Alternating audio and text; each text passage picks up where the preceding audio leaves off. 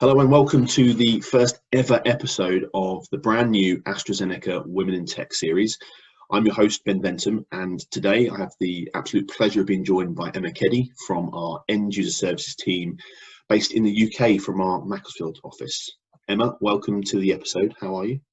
I'm very well, Ben. I'm really excited to be part of this. Excellent. Well, thank you for joining me today. Now, before we get into the thick of it, and this is just a quick note to the viewers, we've put this series together to really showcase some of the amazing female talent we have within tech here at AZ. But more importantly, it's so we can use their unique stories and career journeys to inspire more women, young and old, into tech careers. So we really hope you enjoy watching these videos going forward. So please stay tuned, and we'd love your feedback. Now, Emma, back onto you. I'm really excited for you being my first guest, not only because you're inevitably going to be setting the benchmark for future guests, so there's no pressure there, but also I've heard so many positive things internally about you and know how highly regarded you are here. So it's an absolute pleasure to interview you. So perhaps to start, could you just share a little bit about what you do right now and maybe what a typical day for you is like? Yeah, absolutely. So my current role is IT Program Director, and I have the absolute pleasure of being on a fantastic program. It is the build out of our new R&D centre in Cambridge. So I've been on that program for about 7 years now. A really big business transformation of moving R&D from the north down to the south. So working with the construction team, obviously at the moment I'm not being able to travel to Cambridge, but obviously still working really closely with the architects, the designers. We've got some really key milestones coming up next year in terms of the first blocks opening. But it's an incredibly, I guess, exciting program.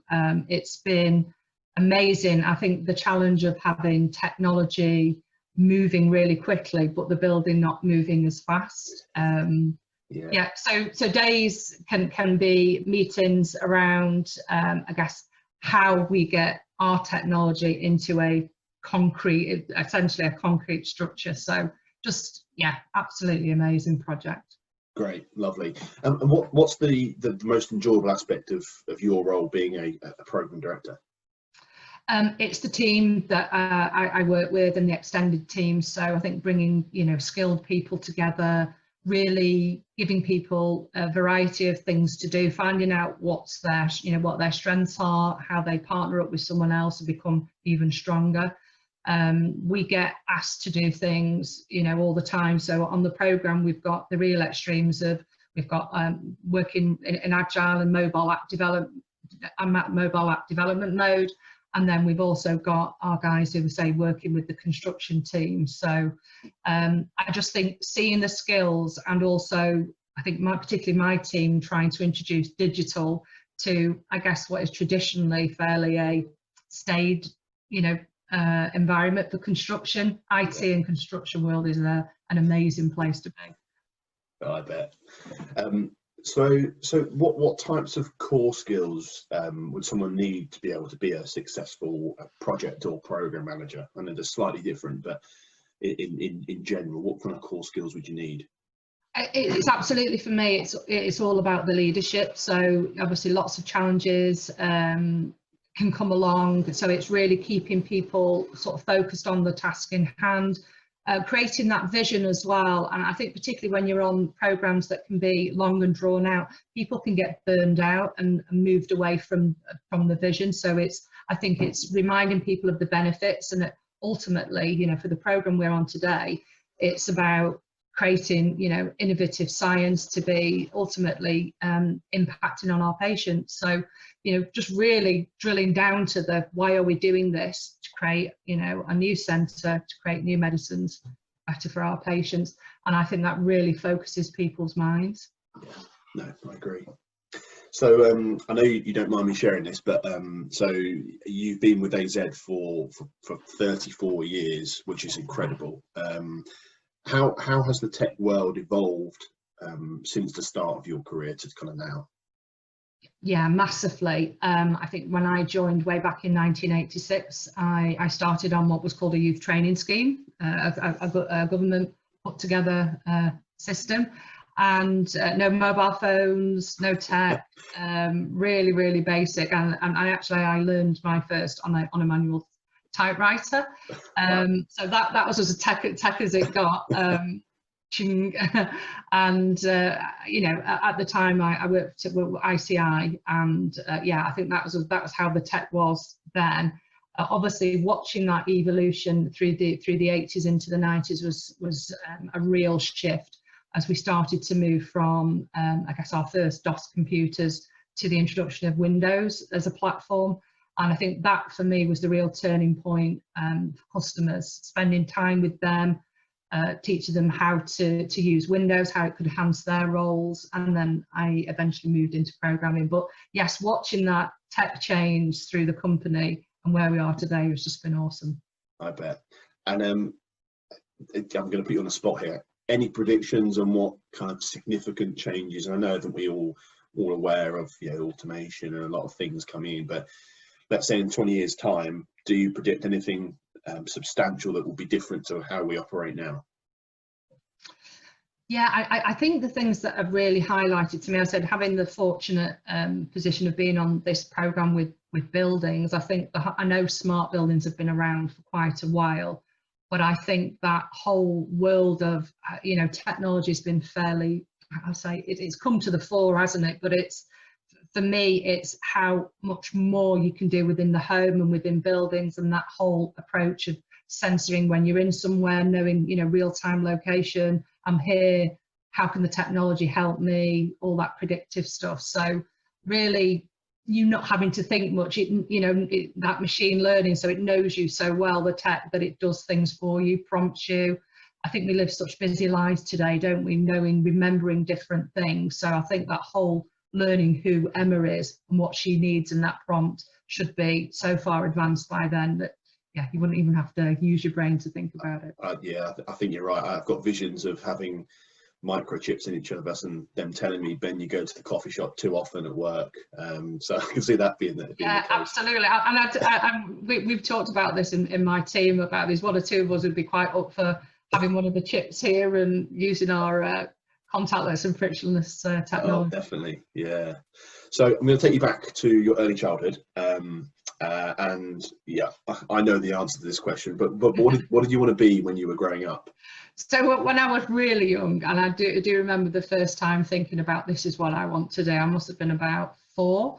And wow. you know, way back then, my mum didn't drive. Women didn't drive much in those days, so we used to go everywhere on the bus. And I was really amazed by the bus conductor. So at the time, it would be or a male or a female would come down the bus, you know, and have his bag of money and tickets, yeah, and sort of ching ching, where you going? Ticket reel. Yeah, like, jing, jing, jing, and then money would come out and pass hands. So I used to think, wow, this is just amazing. You know, I thought, yeah, I'll have all that money, and I'm also giving a ticket to somewhere to go. And I did say to Mum, that's what I want to be. Oh, amazing. So talk me through then how you went from having aspirations to be a bus conductor to now being a successful program director responsible for multi-million-dollar global programs. Yeah, so I think from the bus conductor bit, it stayed with me for quite some years. Through my schooling, I did a lot of sports and was quite good at academia as well. So I had quite a good balanced time at school. And I think at that point, I probably thought I think they stopped doing bus conductors and just became the driver. So I thought, maybe I don't want to do that for the future. But my head turned to wanting to be a teacher. So I wanted to then turn, I thought I'll focus on being a teacher, and particularly a PE teacher. Kind of plans in my 5th year I started to think about something different. I thought maybe this is not what I want to do. And I'd heard about these, the youth training schemes, and my cousin worked at ICI, and I thought, maybe there's an opportunity to do something different. And I just felt at that time maybe I needed to get into the workplace and wanted something that, very different. And that's where it all started. I applied for the scheme. I was invited to interview over the summer, and I went twice to the to sort of 2 assessment days and 2 interviews at Alderley Park. And I just remember getting a phone call to say that I would be starting on the 2nd of September, and yeah, it was just sort of the happiest moment. And at the time, I think you had to pick a discipline. Yeah. And I looked, and there was various ones, and there was one for secretarial. So, and I thought, gosh, well, I've never done typing. I didn't do any of those skills at school, so I thought I'll go for that, something really different. And yeah, so I started on a 12-month scheme alongside How to Be a Secretary. Wow. And lo and behold, 30 years later, yeah. Wow. I think that the spark that I think I would admit probably in my sort of last year at school, I started to lose, I'd say, the hunger. I've always been a fairly competitive person, and any challenge I take, I think I really take it seriously. And as soon as I went into that, into the workplace, and also with the college, with the new skills of learning typing and shorthand, which is a bit outdated now, but those 2 skills and you know, wanting to learn and master those things really drove me forward. And then coming into the workplace, I think my first trigger point that accelerated my career was my first manager. He was a medic, and he was head of the whole department called Medical Affairs at the time.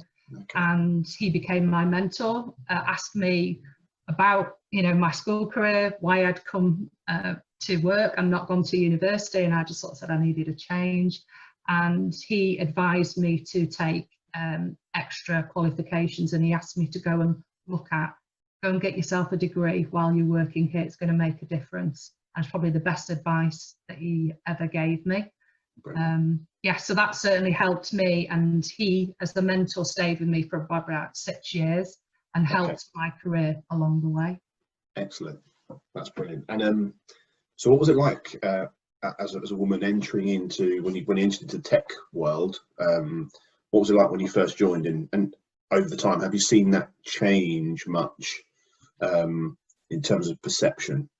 Yeah, absolutely. So obviously, I think when I joined as the scheme as a secretary, and then I moved from that role into a data science role. And again, I would probably say that's like the first time when a lot of people would look at all our you know, medical data and the stats and things like that. And that's when we first started to get computers. There weren't many women in that role, so it wasn't a pure tech, but it was very much, you know, using technology to help drive the data. Yeah. I wanted to move into supporting and, you know, training users on different tech and those kind of things, and it was predominantly men. So we had a lot of contract staff at the time then, and they were all male. So there's probably sort of one or two women in that space. But certainly over the years, I've seen that percentage change, you know, massively. More women interested, I guess, and showing the skills that not necessarily just your programming skills, but sort of leadership skills.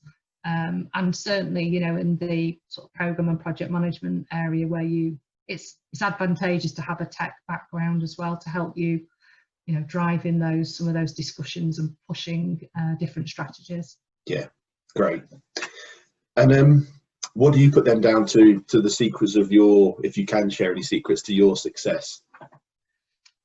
I think it's always, for me personally, it's always having a challenge. So I know, you know, I've had numerous mentors over my years. I've got a really great mentor at the moment as well.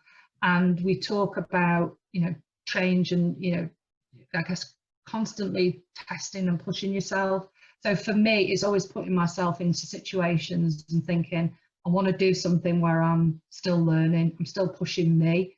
I need to be motivated and challenged. So I always look and seek out opportunities. I think if I can reference the program that I'm on today was a massive change for AstraZeneca. And I think when the news first came out, that we were going to be moving from Alderley down to Cambridge, it was a massive shock for, you know, a lot of people.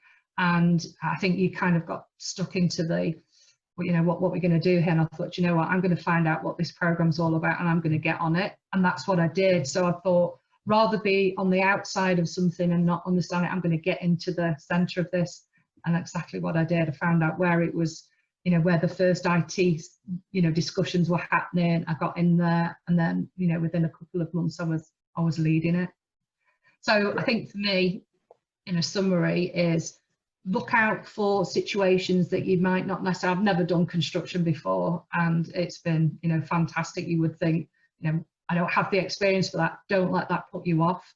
If it's something that, you know, that interests you, it's going to challenge you, make you grow, go for it. Excellent. That's really helpful. And on the same sort of level, what advice would you give to maybe women that haven't been in IT before, but are interested in pursuing a career within that? What advice would you give them? Again, a similar thing, please, you know, don't let it put you off that you've not done technical before or done tech. There's different levels of skills, and, you know, hopefully through seeing a number of women in this particular program that we're doing here, is you'll see there's many different roles, whether it, you know, be from the, I'd say the more technical roles in terms of like coding or things like that. But I think, you know, program management, service delivery, customer excellence, those kind of skills, you can, there's such a breadth of areas you can go into. You know, don't be concerned that you're not technical enough, because there's something for everyone. And I think certainly for me, my major passion is project management, program management, because of I think the leadership, pulling people together, achieving the impossible. So really come and talk to people about the different areas. I do find some people outside of IT might be put off because they don't quite understand, you know, how we operate and the opportunities. So I would advise people, come and chat to the people who are doing the jobs and see what it's like a day in the life of a program director. What does it look like? That might be a next series. Yeah. But I think you're right. It's the perception, and I think for anyone, even myself, before I ventured into IT, it's that perception. And I spoke to someone else recently that, you know, they viewed IT as programming, but actually there's so much more, and you can transition from other areas of you know, of life into a tech career. It doesn't have to be a specific, very technical area, as you say, because there are a lot of transferable skills that you can bring in, and sometimes that's that diversity of thought and different areas of you know, the world that actually help us push and advance things further. Absolutely. Great. So this is my last question. So we've reached near the end, and this question will feature on all the episodes as the last question. It's something I really want to take away and move forward with. So, Emma, what more do you think AstraZeneca, but also the wider society, could be doing to support greater female representation within technology? Well, first of all, I think this program's a fantastic opportunity, Ben. When I saw it, I thought I really want to be part of that, because, as you say, because of the perception. So this program's a great start. I think more initiatives like this. I know a number of colleagues have been with, like myself, we've been down to the Women in Tech conferences. So I think getting AstraZeneca into more external symposia and conferences and things like that. We've done it a couple of years, I know, in the UK and in Europe, the Women in Tech conferences. More promotion of that, and yes, more visibility of this is not just a male environment or just for guys. This is certainly an environment for females, and we need that, you know, say, like you said before, then the diversity of thought, different softer skills as well come into play. So just more of this, more focus on it, and I guess helping the mentors of women in tech, like myself. I have a number of mentees in AstraZeneca and also outside externally as well. So I think, you know, us as leaders and women in tech doing that as well, us ourselves pushing ourselves out there. That's a great answer, and I think, Emma, that I think so many people will look at you as a huge inspiration, and I think it needs also us to be talking about it, but sharing stories, but also people like yourselves that have had such a great career to almost shout about it and say how great it is. But you know, this is what it is really like. You know, this is not the perception. So I think, yeah, you're doing a fantastic job. But unfortunately, that brings us to the end of the episode. So Emma, thanks for being such a great guest and my first guest.